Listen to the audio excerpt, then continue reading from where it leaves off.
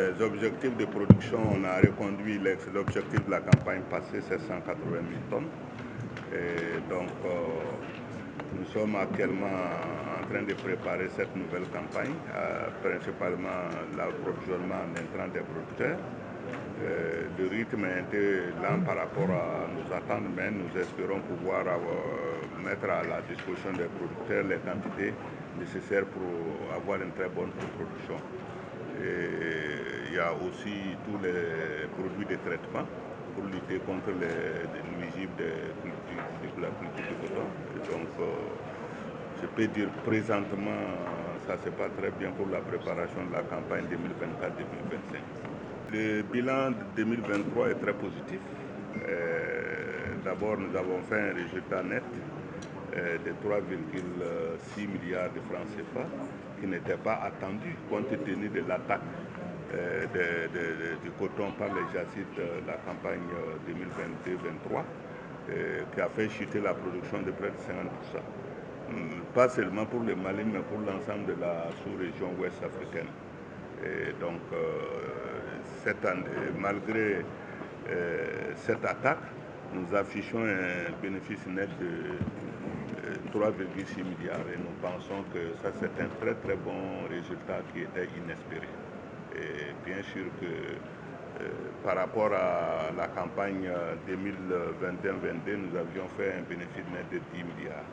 Donc ça veut dire qu'il y a eu un impact effectivement sur les bénéfices, mais nous attendons à une marge, disons un résultat négatif. Dieu merci, nous nous sommes retrouvés avec un bénéfice supérieur à ce qu'on attendait. Et cela est dû essentiellement à la maîtrise des charges au niveau de la CNDT, un resserrement du budget autour de l'essentiel et certains investissements qu'on a été obligés de geler en attendant la reprise effective de la production. Et la campagne qui se termine, Dieu merci, la production est repartie.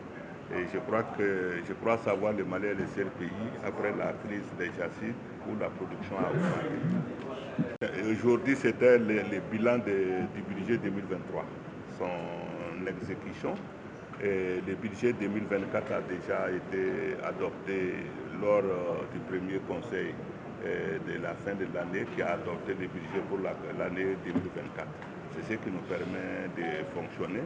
Il est pratiquement au même niveau que les années passées, mais ce qui est le plus important dans ce budget, c'est un investissement très important que nous avons inscrit, c'est l'usine de Bogofata, qui coûte à peu près qui est budgétisée à peu près à 15 milliards de francs CFA.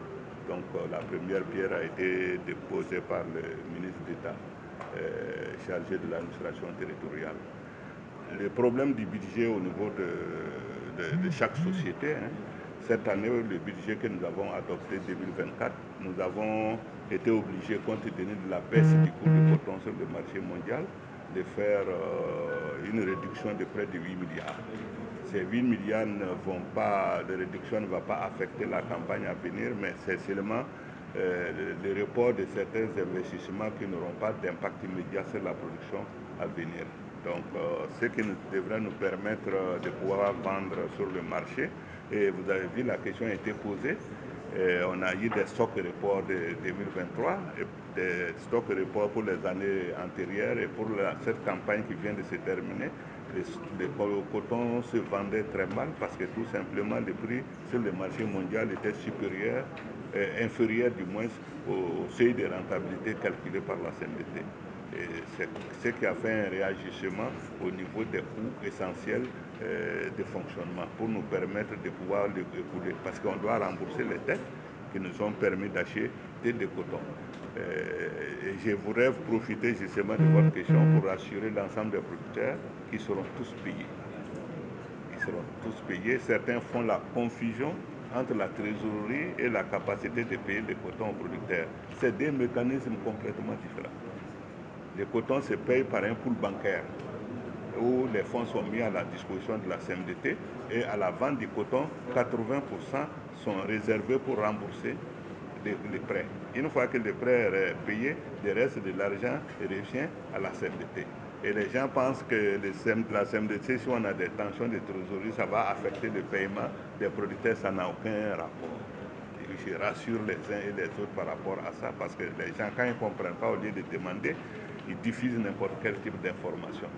Et le retard, s'il y a retard, c'est lié tout simplement au fait que le rythme de décaissement au niveau du pool bancaire est assez lent, comme l'a dit le représentant du ministère des Finances et notre actionnaire, le représentant de l'actionnaire Géocotin, qui est banquier, pour dire que dans l'ensemble de la sous-région ouest africaine, il y a un resserrement monétaire, c'est-à-dire la Banque centrale a réduit les liquidités dans l'économie. Et donc, ça affecte forcément le Mali. Et donc, sinon, il n'y a rien à voir. Tous les paysans seront payés. Et d'ailleurs, nous ne sommes pas en retard comparé aux autres années au niveau de la CMDT. Il arrive où on paye le coton jusqu'en juillet. Donc, je voulais rassurer nos producteurs. Et sur l'ensemble, c'est un besoin total de 176 milliards pour acheter, pour payer les producteurs. Il reste seulement à peu près 29 milliards. Donc à peu près 18%. Donc vraiment, ce n'est pas des moments de dire que les paysans n'ont pas été payés. Je vois ça sur les réseaux sociaux. Non, je rassure tout le monde qu'il n'y a aucune inquiétude à se faire par rapport à ce sujet.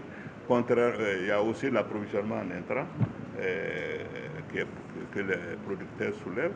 Je dois leur dire, ma première année à la CMDT, nous avons livré l'engrais jusqu'en août. Parce que les engrais ont commencé à venir à partir de janvier-février. Et cette année, nous avons donné le contrat plus tôt. Et comme je l'ai dit, c'est encore le resserrement monétaire qui a fait que beaucoup de fournisseurs n'ont pas pu lever les crédits auprès du système bancaire à temps. Et la plupart d'entre eux sont financés à la date d'aujourd'hui. Tout ce qui reste, c'est de mettre la logistique des ports vers le Mali. Les gens simplifient trop les problèmes. Les camions qui amènent les engrais, c'est entre 50 et 60 tonnes. Imaginez si on doit transporter 300 000 tonnes, le nombre de camions qu'il faut. Et donc, mais le rythme suit son cours normal et nous espérons que d'ici la fin de mai, début juin, nous devrons avoir l'essentiel de nos intrants, en tout cas la quantité nécessaire pour faire une bonne production. Donc encore une fois, je rassure mes producteurs.